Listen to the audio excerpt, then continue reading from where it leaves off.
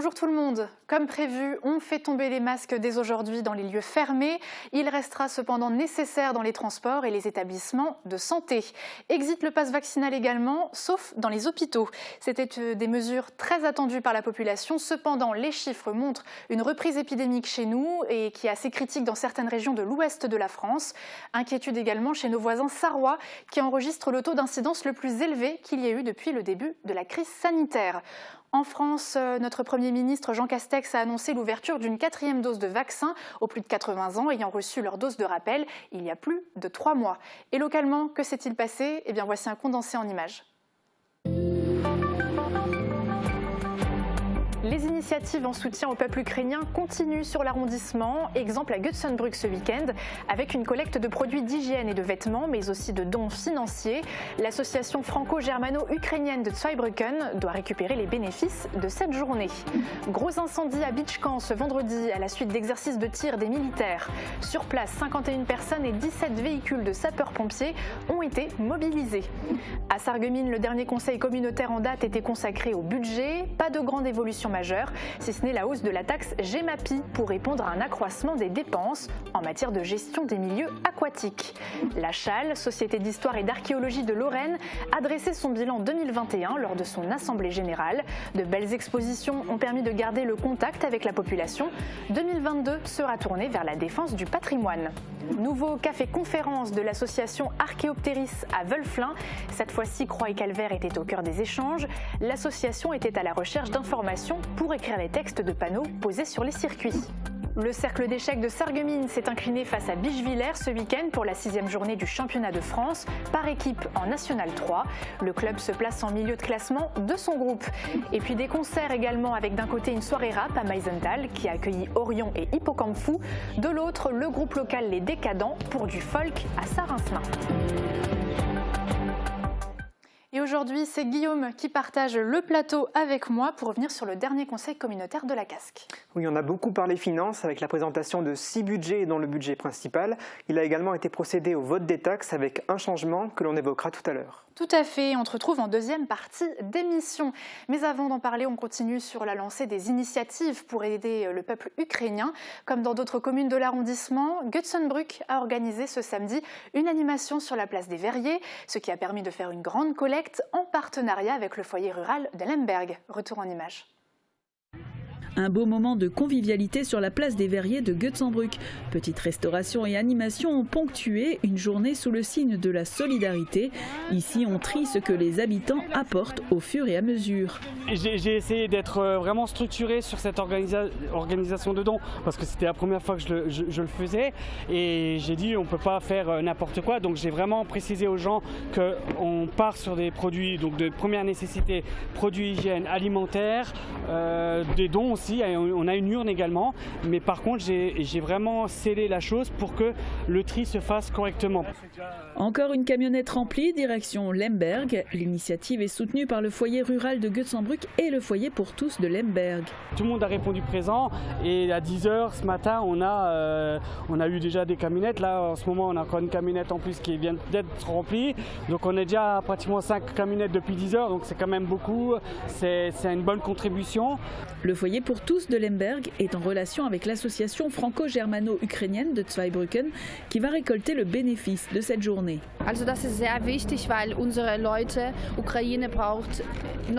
C'est très important parce que notre population, l'Ukraine, a besoin d'un soutien comme jamais. Cette guerre est inimaginable, personne ne pouvait penser qu'une telle chose pouvait arriver au XXIe siècle. Nous tenons tous fort ensemble et ce soutien est très important. Mes parents sont restés à Lemberg, en Ukraine. Ma sœur, mon beau-frère et leurs 2 enfants sont venus en Allemagne et sont chez moi. Une trentaine de bénévoles a été mobilisée pour assurer la logistique et le public a répondu présent dans un bel élan de générosité. Et la solidarité va parfois plus loin que les dons avec l'accueil des réfugiés sur notre territoire. Quelques jours après leur arrivée à Metz, par exemple, ces Ukrainiens s'habituent peu à peu à leur nouvelle vie. Certains ont déjà trouvé une famille d'accueil, d'autres ont été placés en centre d'hébergement. Anne-Sophie Gross s'est rendue dans l'un d'entre eux. Installés dans ce centre d'hébergement, les Ukrainiens profitent de ce répit pour se reposer loin de la guerre. Ce matin-là, 2 membres de l'association Médecins sans frontières leur rendent visite. Auscultation, délivrance de médicaments, leur action est nécessaire pour ces réfugiés. On est toujours dans cette période où ces personnes sont arrivées, il n'y a pas de couverture sociale, il n'y a pas de possibilité d'avoir accès au système de santé français, donc d'essayer de faire un peu le lien en attendant que tout se mette en place. Si la plupart souffrent de pathologies bénignes, telles que des maux de gorge, des maux de ventre ou des rhumes, d'autres subissent déjà les conséquences psychologiques de la guerre. Katerina est maman de 2 enfants, dont un petit garçon Gabriel, âgé de 2 ans. Elle a tout quitté pour fuir les bombardements. Partie d'Olexandria, à l'est de l'Ukraine, elle se sent aujourd'hui chanceuse d'avoir pu s'échapper de son pays. Je suis partie pour sauver mes enfants. On a eu beaucoup de chance. Nous avons évité les tirs. Les bus et les trains qui sont partis après nous étaient pris pour cible par les Russes. Des familles entières ont été tuées. Un train a même été bombardé. On a eu beaucoup de chance. Anna, sa fille aînée, est très perturbée par ce qu'elle a vu. Alors pour tenter d'apaiser son esprit, la jeune fille dessine sur le tableau blanc accroché dans la salle commune. Ça a toujours été ma passion. Ça me permet de fuir la réalité, d'oublier le stress, la guerre, de me remémorer mon ancienne vie. Arseny, lui, est un cas encore à part. Son papa est ukrainien, lui et sa maman sont russes. Il nous explique qu'il ne pourra pas retourner en Ukraine. Nous ne pouvons pas envisager de repartir en Ukraine à cause du multiculturalisme de notre famille, on va dire ça comme ça. Avec la guerre en Ukraine et nos passeports russes, nous ne sommes pas les bienvenus. La seule option qui s'offre à nous, c'est de rester en Europe et d'y travailler. De son côté, le CCAS de Metz met tout en œuvre pour offrir une nouvelle vie à tous les réfugiés. Ceux qui sont actuellement en centre d'hébergement devraient normalement être accueillis dans des familles d'ici le 26 mars. Après ça, le CCAS les aidera à retrouver un logement, du travail et une scolarité pour les enfants. Les flammes ont fait leur apparition ce vendredi après-midi au camp militaire de Bitch. À l'origine de ce gros incendie, un exercice de tir. Ce n'est pas la première fois que ce type d'incident a lieu et le temps sec de ces dernières semaines représentait un gros risque. Beaucoup de sapeurs-pompiers ont été mobilisés pour maîtriser ce feu de broussailles. Les détails dans ce reportage de David Orès. Vendredi après-midi, un important feu de broussailles s'est déclenché au camp militaire de Bitch. À l'origine de l'incendie, un exercice de tir. Pendant une activité de préparation opérationnelle, c'est une séance de tir notamment, un incendie s'est déclenché, il n'a pas été détecté tout de suite parce qu'il était derrière la butte et quand on l'a visualisé, il y avait déjà une surface assez importante de brûlée. Le vent aidant et surtout l'herbe sèche de l'hiver a fait que la propagation a été très rapide. C'était un tir de munitions classique, non incendiaire, mais avec les ricochets, les pierres hautes, ça génère aussi des étincelles. Donc le risque zéro n'existe pas dans ce domaine, malgré toutes les précautions qu'on prend. Nous avons pu suivre le capitaine Gutzmann. L'officier coordonne les actions sur le terrain, il guide les sapeurs-pompiers dans leurs opérations. À bord de son véhicule, il fait le tour de la zone pour voir jusqu'où l'incendie se répand et où les pompiers peuvent positionner leur véhicule. Cela permet de prévenir les risques et de poursuivre les activités encore en cours sur le camp. Du coup, comme le PC est installé, je pense qu'ils prennent en compte le guidage et l'orientation des différents véhicules qui vont arriver. Donc pour vous, la mission est terminée, vous pouvez rentrer sur votre position, ok ? Le PC, c'est le poste de commandement, celui des pompiers en charge de l'opération. De Moselle et de proche Alsace, 51 personnes et 17 véhicules ont été mobilisés. Une fois installé, le poste de commandement guide l'ensemble des équipes sur le terrain. Au camp de Bitch, ce type d'incendie se déclare de manière récurrente. C'est le premier de l'année et c'est assez classique à cette période de l'année. On est en pleine préparation opérationnelle qui est de plus en plus intense. Cette semaine, on a maîtrisé 3 feux qui ne se sont pas propagés de façon plus importante. Comme vous le voyez sur ces images, l'incendie touche une partie relativement importante du terrain. À l'heure où ce reportage est réalisé, l'incendie n'est pas encore maîtrisé. Le temps pour en venir à bout varie en fonction de la météo. Par le passé, ces opérations pouvaient parfois durer jusqu'à 22 heures. Eux n'étaient pas en exercice, les soldats au front lors de la Seconde Guerre mondiale. Ils ont vécu des moments douloureux, on l'imagine. Mais le 16 mars 1945 marque enfin la libération du pays de Bitch. Alors à l'approche de l'anniversaire de cette date, des événements se profilent. Morane, pour marquer le coup, des passionnés d'histoire ont prévu toute cette semaine des événements assez originaux. Absolument, Uranie, c'est l'espace mémoire de Beach qui dirige cette opération.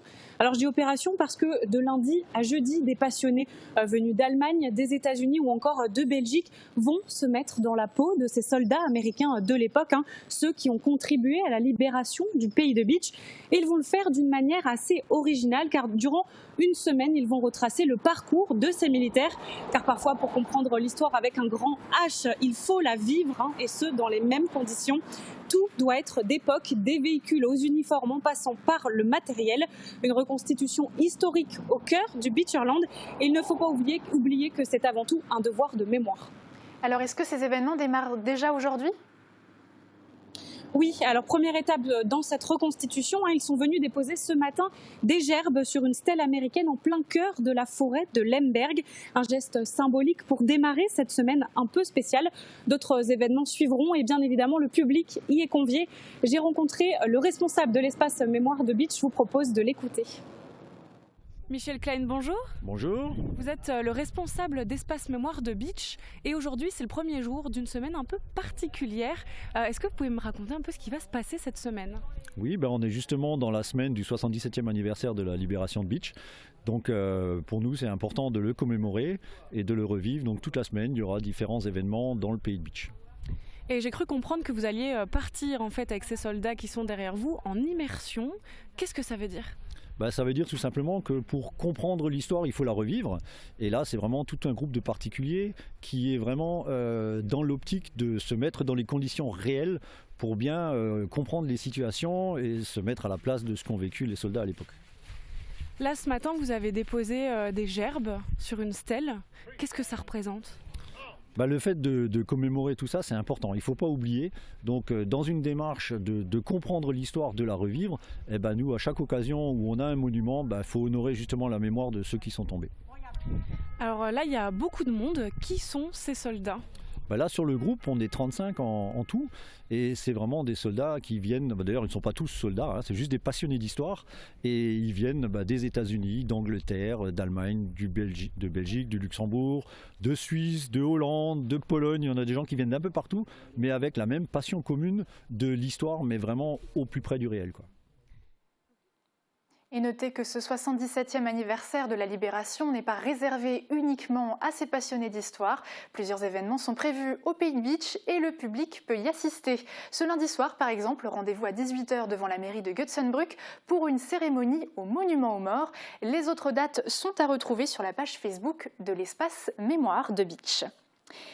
Et de son côté, la Société d'histoire et d'archéologie de Lorraine va reprendre ses sorties et ses conférences. Son assemblée générale a été l'occasion de revenir sur le travail considérable que fournissent ces historiens passionnés. C'est un reportage de Catherine Henrich. 2021 pour la Chale a été marqué par bon nombre de grandes expositions, siège de Beach, 300 ans de Götzenbrück, des événements qui ont permis à l'association de garder le contact avec le public. 2022 sera l'année du retour à la normale. On va prendre un peu de recul sur les expositions, mais on va se lancer beaucoup dans la défense du patrimoine. C'est quelque chose de très sensible, de très difficile, où les élus ou les particuliers n'ont pas toujours une approche très sensible aux problèmes, si je puis dire. On va relancer, comme je le disais, cette année, les visites et les conférences. Parce qu'on a une véritable demande, sans doute un manque après 2 années difficiles, l'envie de se retrouver aussi, et puis de faire des visites, notamment dans la forêt de Mouterhouse ou de Philipsbourg. Parmi les chantiers en cours de la Chale, la scénographie du château du Weckersbourg à Walsbronn et la mise en valeur et la conservation des rochers sculptés de Lemberg. Et après 2 ans de pause, l'association Archéoptérix a organisé un nouveau café-conférence autour du thème des croix et calvaires. L'occasion de faire le point sur un gros projet sur lequel travaille l'association depuis longtemps. 2 circuits de découverte du patrimoine de Wölflin et Wieswiller. Regardez. Nous sommes contents de vous accueillir aussi nombreux pour... Les croix et calvaires, voilà l'objet de la conférence donnée lors de cette reprise du café-conférence de l'association Archéoptérix. Le projet des circuits du patrimoine à Wölflin et Wieswiller englobe plusieurs de ces croix dont certaines font l'objet en ce moment d'une restauration. Le volet financier est bouclé. L'opération sera financée en grande partie par le FEDER, le Fonds européen de développement régional, à hauteur de 50 000 €. Ces circuits permettront de mettre en valeur le petit patrimoine des villages. Archéoptéris est chargé d'écrire les textes des panneaux qui jalonneront le circuit. Le travail est achevé concernant un circuit et le second est en bonne voie. Certains points sont encore mal renseignés et l'association compte sur les échanges pendant les cafés-conférences pour avancer dans son travail de recherche. Sortez déjà vos agendas car un rendez-vous gastronomique est prévu à Hautevillers ce dimanche 20 mars de 10h à 18h. 20 artisans et producteurs locaux seront sur place pour vous proposer chocolat, miel, épices, gibier ou encore des ustensiles de cuisine et de la décoration. Ça se passera dans la salle polyvalente de Hautevillers, collée au restaurant La Table de Véro, où vous pourrez bien sûr manger un morceau. On passe au sport maintenant avec le championnat de France par équipe d'échecs. Le club de Sarreguemines affrontait celui de Bischwiller pour la 6e journée nationale 3. Des deux côtés, les méninges ont chauffé. Le club de la Cité Faïencière visait la remontée dans le classement. Retour en images sur la compétition qui a réuni toutes les générations.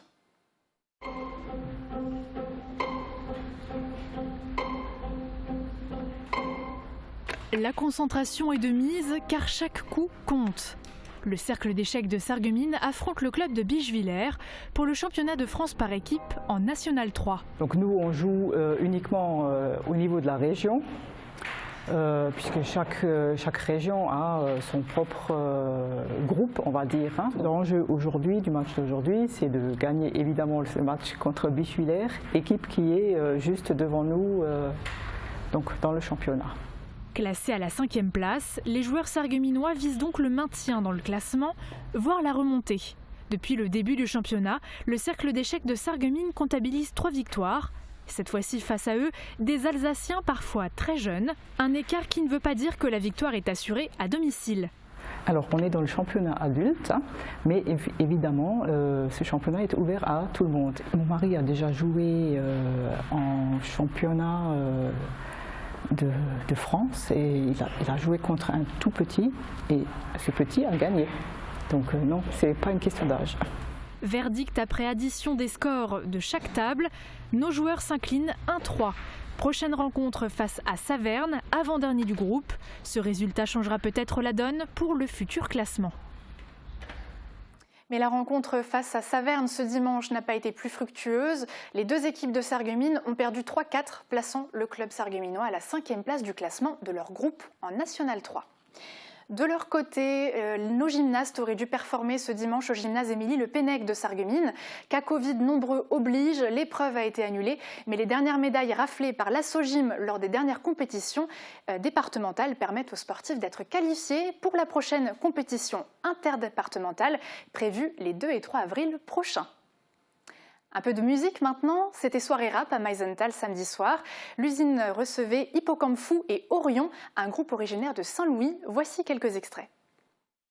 Léodas est originaire du pays de Bitche, ses compères, il les a rencontrés à Nancy où il fait ses études. Depuis quelques mois, son groupe de rap Orion fait parler de lui suite à la sortie de son premier clip Yeux bandés. Avec du sang sur le pare-brise, les yeux bandés, maman me dit que c'est l'heure de rentrer, ouais de rentrer. La scène de Meisenthal était l'occasion de présenter l'EP qui sera bientôt disponible sur les plateformes de téléchargement. Le groupe a bien chauffé la salle avant l'arrivée de la vedette de la soirée, Hippocampe Fou, et son style musical qui, selon RFI, se situe entre MC Solar et Bobby Lapointe, le tout avec des accents espagnols qui rappellent ses origines colombiennes.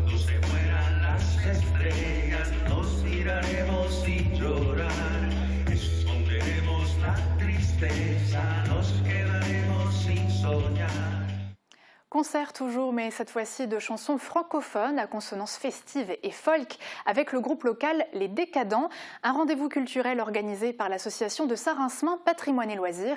Regardez et surtout écoutez.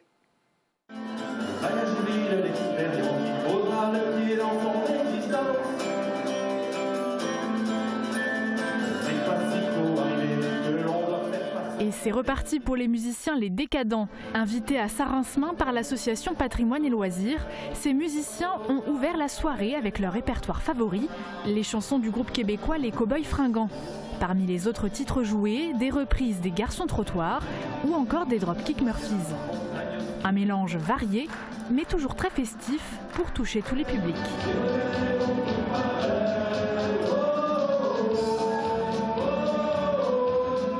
Le groupe devrait revenir sur scène dans les prochains mois, notamment à Côté-Canal, à Grosse-Bliederstroff, mais aussi à Forbach et peut-être à Sarralbe.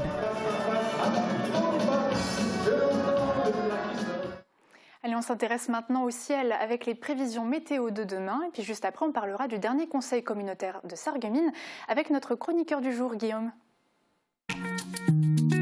Couverture et zinguerie, une toiture Moder Habitat apporte sécurité, protection et pérennité par tous les temps. Retrouvez votre programme avec le Crédit Mutuel, partenaire des grands événements de votre région. Une banque qui appartient à ses clients, ça change tout. Bonjour tout le monde, nous sommes le 14 mars et à partir d'aujourd'hui, le port du masque n'est plus obligatoire.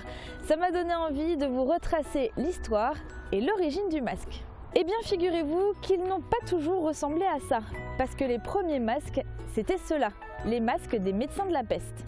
Du XIVe au XVIIIe siècle, le monde entier a été touché par plusieurs pandémies de peste qui ont emporté un bon nombre de vies. Les causes de la peste étant toujours inconnues au XVIIIe siècle, plusieurs théories sont avancées, dont celle des miasmes pestilentiels. Une propagation de la maladie par un air putride. Pour s'en protéger, les médecins ont donc mis en place ce masque étrange au long bec dans lequel étaient logées des éponges imbibées de parfum pour éviter d'inhaler l'odeur de la peste. Le masque a ensuite évolué au gré des épidémies pour devenir le masque que l'on connaît aujourd'hui. Mais pour demain, il faudra continuer à se protéger, mais de la pluie. Les nuages seront encore nombreux dès le lever du jour et des averses tomberont rapidement et tout au long de la journée, surtout sur notre secteur. Côté température, les minimales iront de 3 à 5 degrés et les maximales de 10 à 13 degrés. Demain, pensez à souhaiter une bonne fête aux Louises et il fera jour de 6h48 à 18h39. Passez tous encore une très belle journée en notre compagnie et à demain. C'était votre programme avec le Crédit Mutuel, partenaire des grands événements de votre région. Une banque qui appartient à ses clients, ça change tout. La Table de Véro, votre restaurant cosy, chaleureux et convivial à Haute-Villers. Régalez-vous avec des plats gourmands, faits maison, à base de produits locaux. Notre sympathique équipe vous accueille les lundis, jeudis et tous les week-ends pour un repas réussi entre amis ou en famille. La Table de Véro, l'adresse incontournable à Haute-Villers. Nouveau chez le Roi des Vins, la cloche. Découvrez une très large gamme de fromages et de charcuterie tout en profitant des conseils de nos vendeurs spécialisés. Composez votre plateau découverte sur mesure qui saura ravir vos papilles et celles de vos invités. Des produits haut de gamme et irrésistibles, le Roi des Vins à Styrin-Vandel, le temple des gourmands et des gourmets.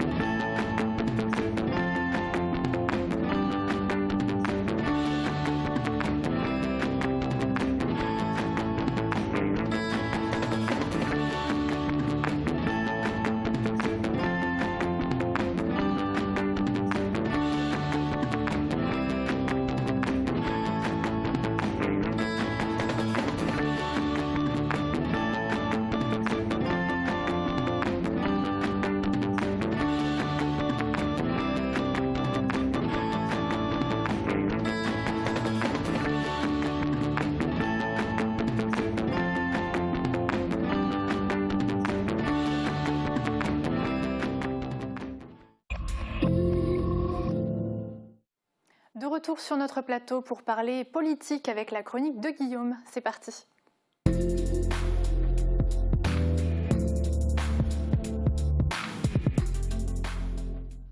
Avant d'évoquer le budget, qui était la grosse actualité de ce conseil communautaire, je vous propose de suivre quelques autres points importants.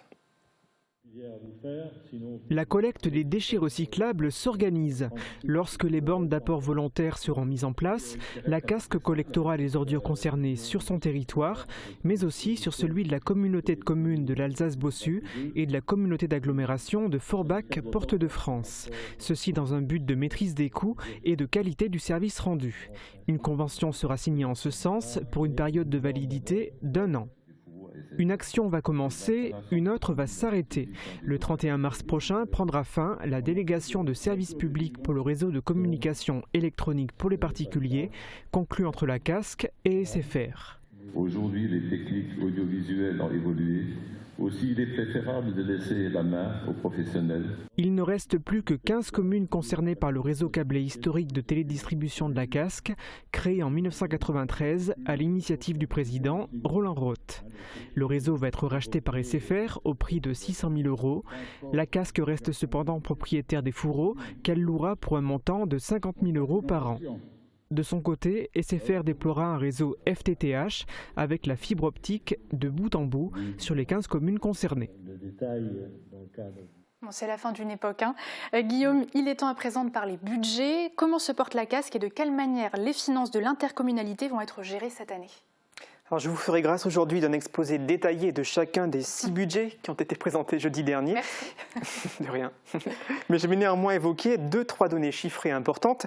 Intéressons-nous d'abord au budget principal qui regroupe, comme son nom l'indique, les informations de tous les autres budgets. Au niveau du budget de fonctionnement, il s'équilibre en recettes et en dépenses à hauteur de près de 48 500 000 €, avec un excédent reporté d'environ 5 600 000 €. Concernant le budget d'investissement, il est lui aussi à l'équilibre, avec un montant de 25 600 000 € environ. Les travaux du futur complexe sportif pèsent sur ce budget à hauteur de 8 300 000 €. En termes d'investissement importants, on retrouve aussi le développement des pistes cyclables ou encore le confortement de la digue de Diefenbach. Je vous laisse à présent écouter le président de la CASC au sujet de ce budget. Un budget raisonnable, mais qui, malgré tout, nous permet d'investir des montants relativement importants. Alors, qu'en est-il de la dette ? L'encours de la dette est stable et s'élève à environ 28 millions €.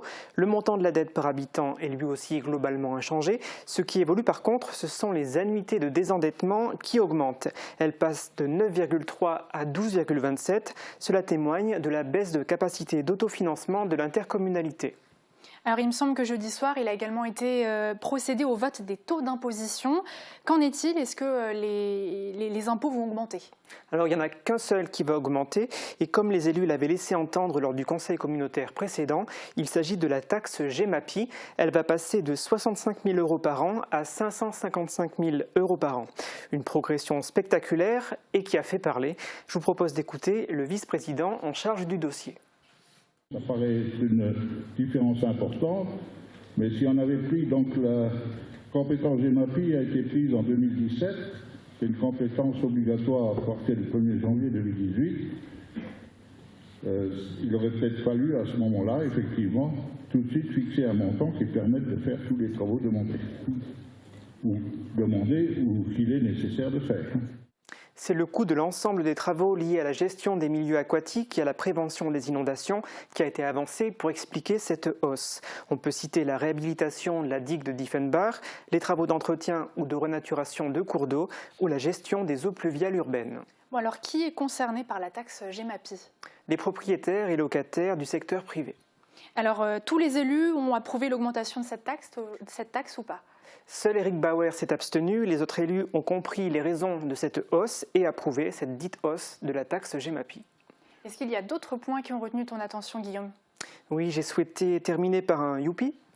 On avait déjà évoqué la création d'un futur stade d'eau vive à Großbiederstorf pour le canoë-kayak. Ce projet se confirme et se développe. Son coût aussi d'ailleurs, il s'élève aujourd'hui à 850 000 € hors taxe. On parlait dans un premier temps d'une fourchette comprise entre 600 000 et 700 000 €. Si ce projet a été évoqué jeudi dernier, c'est parce que compte tenu de la complexité du dossier, la CASC a décidé d'être maîtresse d'ouvrage déléguée aux côtés de la commune de Großbiederstorf et du club de canoë-kayak de la commune. À quoi va servir ce nouvel espace sportif ? Je laisse le vice-président en charge du dossier nous mettre l'eau à la bouche. Correctement aménagé, ce tronçon permettrait d'organiser des compétitions régionales, voire nationales, et de servir de site d'entraînement pour des équipes nationales. Dans le détail, sont prévues la réalisation d'une voirie d'accès pour la mise à l'eau des bateaux, d'un barrage naturel en amont sur la Sarre, d'une passe à poissons, ainsi que les aménagements nécessaires à un espace de slalom de 250 mètres. Tony Estanguet, triple champion olympique de la discipline et président du comité d'organisation des JO de Paris 2024, voilà. Donc Tony Estanguet serait particulièrement intéressé par le projet et envisagerait d'ailleurs de venir l'inaugurer. Ah oui, donc rien que ça. On a hâte de suivre l'avancée de ce projet. Merci beaucoup Guillaume pour ta chronique. Et on termine cette émission là-dessus. Merci de nous avoir suivis. On se retrouve dès demain pour un nouveau journal. Prenez soin de vous.